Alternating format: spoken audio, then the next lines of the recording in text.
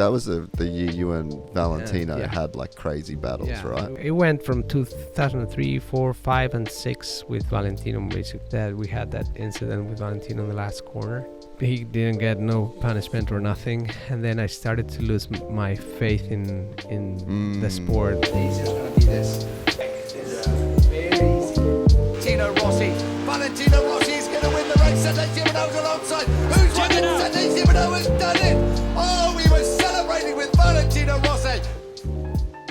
I met a gypsy. Do you remember? So you're born into just motorcycling history.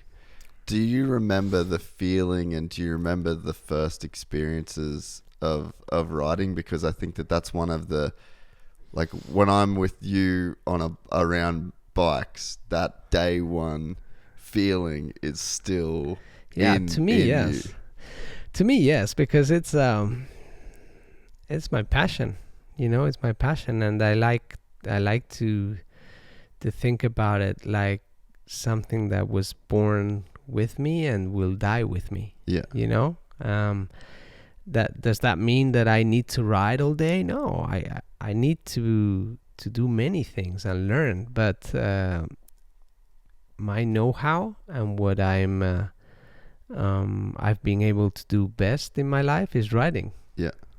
That's and so why not to share this and to do it as much as possible, in life. And now that life is changing so fast, and that we don't get to do so many outdoor things. I mean, we're more static with things, and bike gives you this freedom, some feelings, and riding in my place and sharing it with people like you guys, that I see your eyes, and it's like, okay, I'm eating from you and you're eating from me, and that's, I mean, what do I have to pay to do this? I would pay to get this feeling. I would pay. I was ready to just go, okay, how much do I give you? I'm ready, because it's the best thing in life.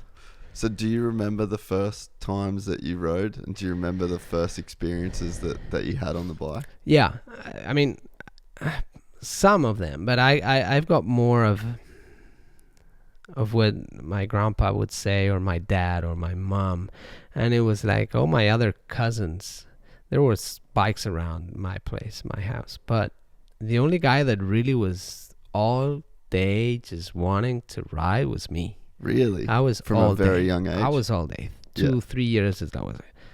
And my dad just said, I was going to buy more fuel for you every 2 hours. You would kill it. I mean, you were all day going on the bike. And there was this one time that my mom at a certain time would say, okay, at 6 p.m. or whatever, no more riding.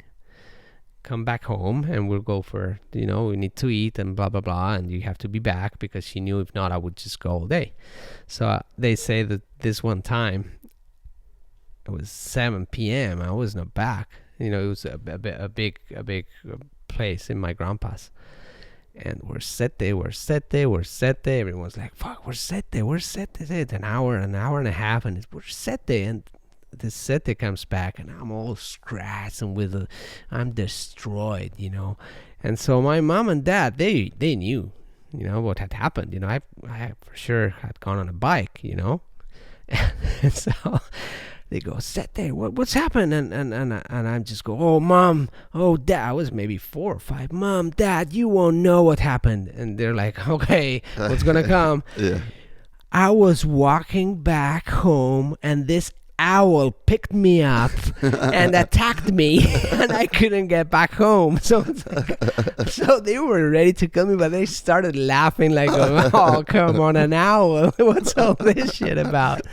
So I can't remember of this happening, but they've told me so many times. It's like, I must have said something. So, it was funny, and that passion that I could just not stop riding, it's cool. I can see it now with my daughter. She's she's all day going, Dad, I want to ride. I'm like, you don't want to play tennis or golf, or is it not good? I want to ride. I have my guests. I have guests coming, and I want to tell them the experience. I'm like, oh my God. I just hope one day she's not back saying that an owl attacked her also. Or something.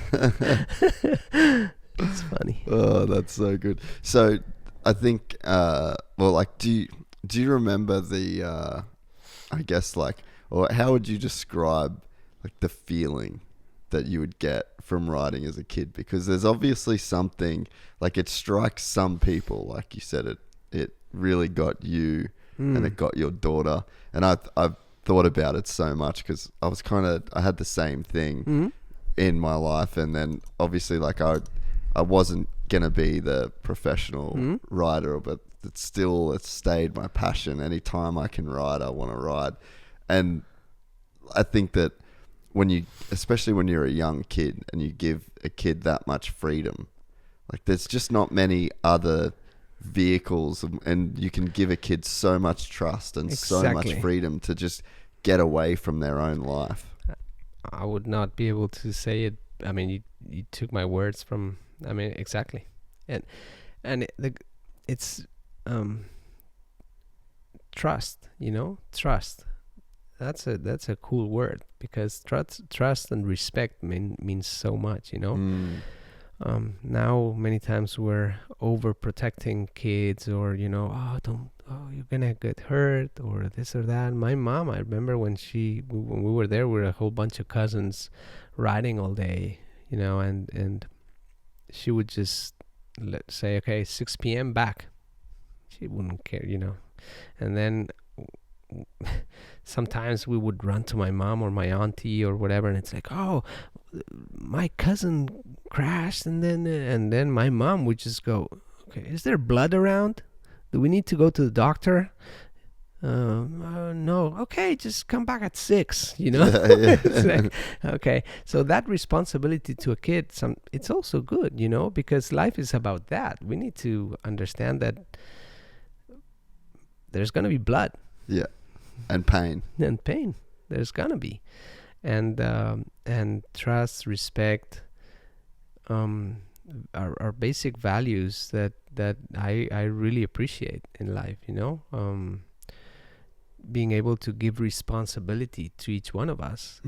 It's again, expectations, responsibility. They all have to be. You cannot give a lot of create expectations with no responsibility. Yeah. It's impossible. High expectations, but no, I don't want to be responsible. Okay, I'll give the responsibility, whoever takes the high expectations and the responsibility and the work, and then maybe there's a good result.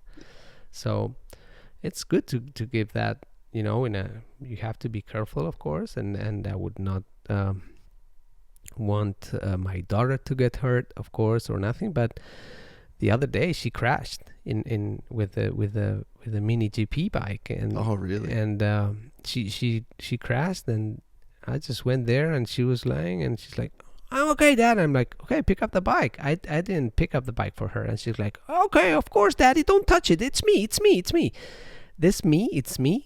I love it from my daughter. No, Daddy, don't touch it. It's me. Yeah, okay. I told you. Since she's really super young, I say, that's your problem. Do it, because I think it's a favor, because life is about that. Yeah. You're gonna be, if you're like, okay, sit down and see if someone does that for me. It won't work. And you, for example, you are a good example of going for your dreams and your illusions to be here, and how you look at things. You are wanting to learn all the time. I can see that. I'm 50 already, and I see whoever is really just wanting to listen and to learn. And when, for example, you guys came, it could look like you were learning from me, but I learned as much as you learn from me, because it's the balance again. If not this, if you're only giving, there's a day it's like, okay, but yeah, there's no balance.